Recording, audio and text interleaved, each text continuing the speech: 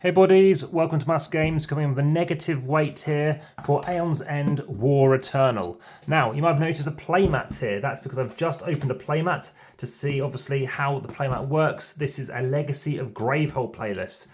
So do we think this is going to be any good as a playmat? Obviously, I did say playlist a second ago, because the weight, 1,627 grams.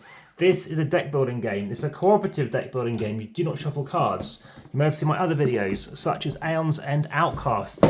You also might know, or my top 10 games of all time includes another Legacy game, Aeon's End Legacy. So, what do I think of War Eternal? Well, we are going to find out.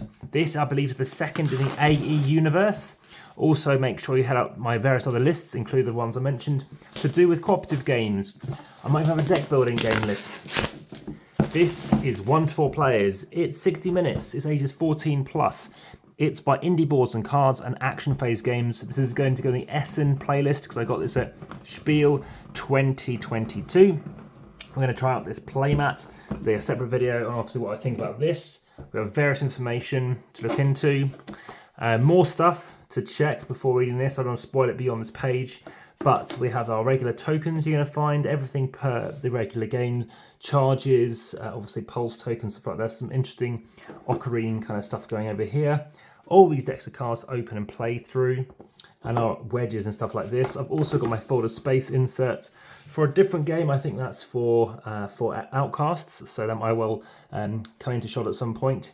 But yes, this is a game whereby you're spending cards to boost, to fire up and attack. You also can buy stuff, which means you can engine build. It basically means you can multiply, skill up, and ultimately exponentially get better before you're attacked by a stronger and stronger nemesis.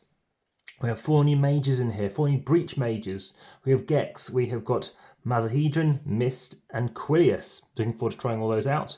Any questions, please let me know in the comments of best in YouTube, because everyone else does read this elsewhere.